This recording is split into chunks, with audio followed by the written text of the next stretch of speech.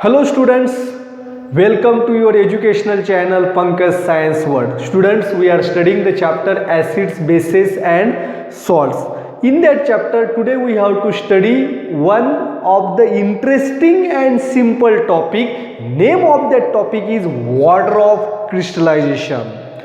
The water of crystallization. What do you mean by water of crystallization? तो water of crystallization किसे कहते हैं, water of crystallization कहाँ पे प्रेजेंट होते हैं और इसके ऊपर क्या क्या इफेक्ट होता है water of crystallization का, तो इन सब के बारे में इस वीडियो में हमें पढ़ना है। तो वाटर ऑफ क्रिस्टलाइजेशन के एग्जांपल्स भी क्या क्या है, ये नाम थोड़ा अलग लग रहा है लेकिन this is the very simple and easy topic, but it is similarly important one also. तो आज के वीडियो में हमें वाटर ऑफ क्रिस्टलाइजेशन के बारे में पढ़ना है, तो watch this video completely, don't skip it. If you like the video, don't forget to share and don't forget to subscribe my channel Pankaj Science World. Now we are going to start the topic water of crystallization. तो water of crystallisation क्या होता है, तो इसके पहले एक activity जो है, इस एक्टिविटी से हम पढ़ेंगे। You have to take a 2 test tube, 2 test tube आपको लेने हैं। In both the test tube you have to add the some of the blue vitriol. आपको किसमें क्या डालना है, ब्लू वाइट्रियोल डालना है। तो ब्लू वाइट्रियोल क्या होता है, ब्लू वाइट्रियोल मीन्स इसे कहते हैं copper sulphate. Copper sulphate is called as blue vitriol and the colour of this blue vitriol is blue in colour, therefore it is called as blue vitriol. इसका कलर ब्लू होता है इसीलिए इसे blue वाइट्रियोल कहते हैं, और उसका केमिकल नेम जो है वो है कॉपर सल्फेट। अब इसमें 2 टेस्ट ट्यूब लिए हैं, टेस्ट ट्यूब नंबर ए और टेस्ट ट्यूब नंबर बी। तो फर्स्ट टेस्ट ट्यूब के अंदर हमें क्या डालना है, वाटर डालना है। Pour some of the water in this test tube and shake the test tube well. तो इसे शेक करना है। After shaking observe the colour of the blue vitriol in the test tube A. तो इस solution का कलर कैसे होता है, the colour of the solution is blue. Blue colour solution is form, dark blue colour solution is form in the copper sulphate. आपने laboratory के अंदर भी कॉपर सल्फेट को देखा होगा, तो उसका कलर भी ब्लू होता है, जैसे मैंने टी शर्ट पहनी। तो this blue colour solution is form. अब दूसरी जो टेस्ट ट्यूब है, दूसरे टेस्ट ट्यूब में हमने ब्लू वाइट्रियोल लिया है, उसको उसके अंदर वाटर हमने नहीं डाला है। Now this test tube, heat this test tube on a low flame of burner and observe the changes that are taking place in the test tube. जैसे कि यहाँ पे आप डायग्राम के अंदर देख रहे हैं, तो लो फ्लेम के अंदर हमें इसको हीट करना है। तो आफ्टर हीटिंग, तो हीट करने के बाद the colour of the what changes occurs in the color of blue vitriol, the color of blue vitriol, it fades and slowly it converts into the gray white color. Finally इसका colour क्या हो जाता है, grey white. Grey white powder is form in the test tube instead of the crystal structure it has been loses and now the grey white powder is form inside the test tube, जैसे कि आप diagram के अंदर भी देख पा रहे हैं। And what changes it has been taking place, now you have to pour some of the water in the test tube after cooling. इससे पहले ठंडा करना है और ठंडी होने के बाद टेस्ट ट्यूब के अंदर थोड़ा पानी डालना है and you have to shake. जब आप शेक करेंगे तो इंटरेस्टिंगली जो ये ग्रे व्हाइट पाउडर है, this colour of the solution is again similar to that of the solution of test tube ये टेस्ट ट्यूब के अंदर जैसा ब्लू वाइट्रियोल का कलर था वैसा ही कलर यहाँ पे तैयार होता है। Now see what changes are taking place here. तो यहाँ पे क्या क्या चेंजेस हुए हैं ये आपको अभी देखना है। ऑन हीटिंग, जब हमने ब्लू वाइट्रियोल को हीट किया है, on heating the blue colour of the blue vitriol it has been converts into the white powder. When heating, the crystalline structure is broken down and the crystals are transformed into the powder and water is come out. अब जब हम heat करते हैं तो heat करने के बाद जो टेस्ट ट्यूब है, टेस्ट ट्यूब के अंदरूनी हिस्से को हमें ऑब्जर्व करना है। तो you observe the water droplets inside the test tube from this water comes. तो ये वाटर कहाँ से आया है? जब हमने ब्लू वाइट्रियोल को हीट किया, वो क्रिस्टलाइन था, तो उसमें से वाटर मॉलिक्यूल बाहर निकल गए और जिसकी वजह से क्रिस्टलाइन स्ट्रक्चर क्या हुआ है, वहाँ पे ब्रेक हुआ है। तो यहाँ पे copper sulphate, the formula of copper sulfate, crystalline copper sulfate contains 1 molecule of copper sulfate contains the 5 molecules of water and on heating, जब हम उसे हीट करते हैं तो it loses the water of crystallization। तो 5 मॉलिक्यूल जो है water जो है लूज करता है।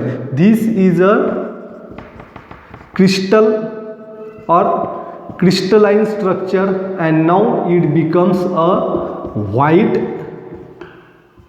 powder। तो इसे कहते हैं amorphous। तो यहाँ पे amorphous पाउडर जो है तैयार होती है। आगे समझ में, यानी कि क्रिस्टलाइन स्ट्रक्चर जो यहाँ पे, तो कॉपर सल्फेट के अंदर जो 5 मॉलिक्यूल्स है वो ब्रेक होते हैं। तो at 63 degree it loses 2 molecules, then at 109 degree it loses again 2 molecules and finally the last molecule is lose at a 200 degree Celsius। तो इस तरह से इससे वाटर मॉलिक्यूल धीरे धीरे लूज होता है। लेकिन इस रिएक्शन को परफॉर्म करने के लिए कॉपर सल्फेट जो है यानी कि ब्लू वाइट्रियोल जो है उसे हमें क्या करना है, धीरे धीरे हीट करना है। एकदम स्ट्रॉन्ग हीटिंग यहाँ पे नहीं करना है, लो फ्लेम के ऊपर उसे हीट करना है। और when we add the water in this copper sulphate that is the white powder के अंदर जब हम पानी डालते हैं तो इट कैन अगेन रिगेन सीट वाटर ऑफ क्रिस्टलाइजेशन। जितने वाटर ऑफ क्रिस्टलाइजेशन उसने लूज किए तो पानी डालने के बाद वो क्या करते हैं, अपने वाटर ऑफ क्रिस्टलाइजेशन पुनः प्राप्त करते हैं, जिसकी वजह से जो टेस्ट ट्यूब जो था व्हाइट पाउडर का जिसके अंदर पानी डाला था उसका सोल्यूशन जो है कलर ब्लू हो गया, यानी कि the crystalline structure is again obtain. Therefore no chemical reaction is taken place when we heat the blue vitriol. तो ब्लू वाइट्रियोल को जब हीट करते तो उसके अंदर कोई केमिकल रिएक्शन नहीं होती है, क्योंकि जो भी चेंजेस यहाँ पे हो रहे all changes are physical, because losing of water of crystallisation on heating of blue vitriol, then the change in the structure of crystal or the breaking down of crystalline structure of blue vitriol and the conversion of this blue vitriol into the white powder and also the regaining of water molecules or water of crystallization on adding water to it, all these are the physical changes। ये सभी क्या है, physical changes होते हैं। तो दूसरा और example देखेंगे हम वाटर ऑफ क्रिस्टलाइजेशन का। एक तो हमने ब्लू वाइट्रियोल को देखा है, दूसरा है अलम।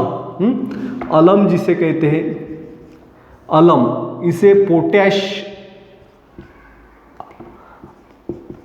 अलम भी कहा जाता है। तो इसका फॉर्मूला जो है वो देखिए K2SO4.Al2SO4 3 times .24H2O।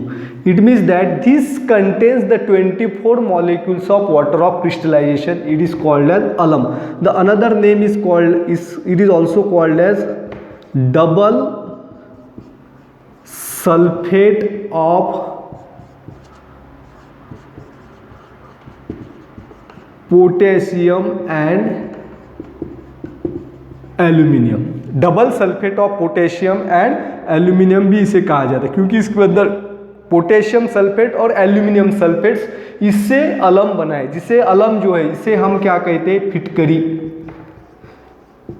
फिटकरी जो इसे हिंदी में कहा जाता है, और मराठी जो है इसे मराठी में तुलटी इसे बोलते हैं। व्हेन वी हीट द अलम, तो आपके घर के अंदर भी अलम होगा, फिटकरी घर के अंदर होता है। It is a part of medicine. Medicine में इसका इस्तेमाल करते हैं। जब दांतों में दर्द होता है तो हम हमारे घर के अंदर तवे के ऊपर जो है वो तो 1-2 क्रिस्टल उससे गर्म करते हैं, और गर्म करने के बाद जो पाउडर तैयार होती है वो पाउडर दांतों के अंदर लगाई जाती है। और आफ्टर शेविंग करते वक्त अगर हमारे इसके ऊपर कट हो जाते हैं तो वहाँ पे भी अलम लगाते हैं। कोई कट हमारे बॉडी के ऊपर होता है जिससे ब्लड बाहर निकलता है तो वहाँ पे अलम लगाते हैं, जिसकी वजह से जो है ब्लड वहाँ पे स्टॉप होता है। तो they are the uses of alum. Alum is also use for the settling of the soil in the water, जब बरसात के दिनों में पानी जो है, पानी के अंदर मिट्टी होती है तो उसके अंदर अलम जो है, अलम को घुमाने के बाद जिसमें जो पार्टिकल्स जो है, सोल्यूबल पार्टिकल जो है इनसोल्यूबल बन जाते हैं और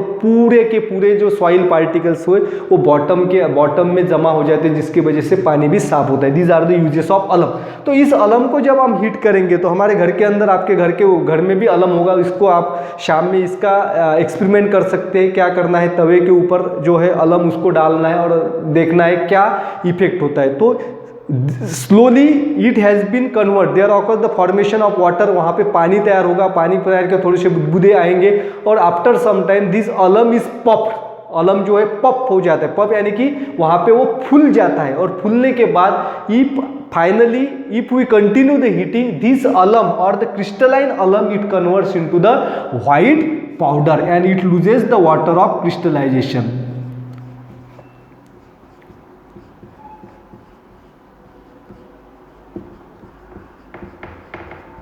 it loses water of crystallisation, heat करेंगे तो उसमें से वाटर जो है वो बाहर निकल जाता है। तो यहाँ पे आपको समझ में आया होगा कि the crystalline substances, the ionic compounds are crystalline in nature, ionic compound जो है वो क्रिस्टलाइन स्ट्रक्चर के होते हैं। And there are some compounds crystalline structure, they contains the water molecules in it and this water molecules provides the crystalline structure to it and that fix number of water molecules in a crystalline structure of a compound is called as water of crystallization। and the water of crystallization में क्या होता है, the molecules, the number of molecules is present in the crystalline structure of the compound is fixed, that is there is the definite proportion of the molecules in the crystalline structure or in a chemical formula of a compound and this is called as water of crystallisation. तो water of crystallisation की definition क्या होगी, it is the simple, it is the fix number of water molecules present in a compound that gives a crystalline structure to it is called as water of crystallisation. आ गया समझ में, इसे water of crystallisation. There are some compounds that also contain the water of crystallisation. तो हमने तो अलम का फार्मूला देखा है और ब्लू हाइड्रियोल देखा है, तो ये जो है वाटर ऑफ क्रिस्टलाइजेशन के एग्जांपल्स है। तो पहले हम देखेंगे ब्लू हाइड्रियोल। तो ब्लू हाइड्रियोल जो है कॉपर सल्फेट, इसके अंदर जो है 5 मॉलिक्यूल्स होते हैं जिसे हम कहते हैं कॉपर सल्फेट। देन दूसरा है ग्रीन वाइट्रियोल, ये ग्रीन कलर का होता है इसीलिए इसे ग्रीन वाइट्रियोल कहते हैं and it's chemical name is ferrous sulphate. इसका केमिकल नेम क्या है, फेरस सल्फेट, FeSO4.7H2। और तीसरा जो कंपाउंड्स जो है और भी एग्जांपल्स है, देन सोडियम कार्बोनेट। तो सोडियम कार्बोनेट जो है इसे कहते हैं वॉशिंग सोडा। क्या कहते हैं बच्चों, washing soda. It contains Na2CO3.10H2। इसके अंदर 10 मॉलिक्यूल्स होते हैं वाटर ऑफ क्रिस्टलाइजेशन। देन अभी हमने अलम का एग्जांपल पढ़ा है K2SO4Al2SO4 3 times, it contains 24 molecules of water of crystallization and these are the few examples of water of crystallization। तो water of crystallization जो है इसमें आपको ध्यान में रखने वाली बातें क्या है, the first and most important is crystalline structure। the crystalline substance contains the water of crystallization। तो क्रिस्टलाइन सब्सटेंस के अंदर वाटर ऑफ क्रिस्टलाइजेशन होता है, लेकिन सभी क्रिस्टल के अंदर वाटर ऑफ क्रिस्टलाइजेशन यानी कि वाटर्स होता ही है ऐसा नहीं है। There are some compounds, ionic compounds in which their crystalline structure is due to presence of water molecules and they are called as water of crystallization। therefore crystalline substance, some of the crystalline substance contains water of crystallization and the molecules of water of crystallization are the internal arrangement of crystals। तो इसके अंदर जो water molecules होते हैं तो water molecules वो इनके internal structure में होते हैं और जिसकी वजह से ही उसका क्रिस्टलाइन स्ट्रक्चर, अगर हम उस वाटर मॉलिक्यूल्स को निकाल देंगे यानी कि उसको हीट करेंगे तो उसका क्रिस्टलाइन स्ट्रक्चर क्या हो जाता है, वो चेंज हो जाता है, वो पाउडर फॉर्म में तैयार हो जाता है। It means that on heating the crystalline structure of a substance is lost, it loses the water of crystallization। तो वो क्या करता है, वाटर ऑफ क्रिस्टलाइजेशन लूज करता है। तो कब होता है, हीट। तो हीट करने की वजह से ही नहीं होता है। If we expose this crystalline substance to the air और द सनलाइट, अगर खुले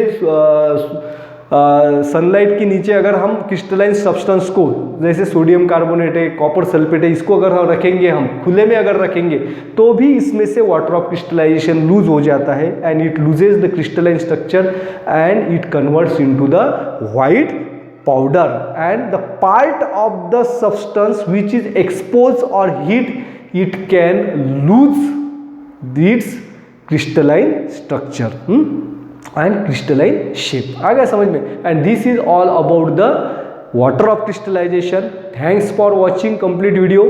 don't forget to subscribe my channel। thank you।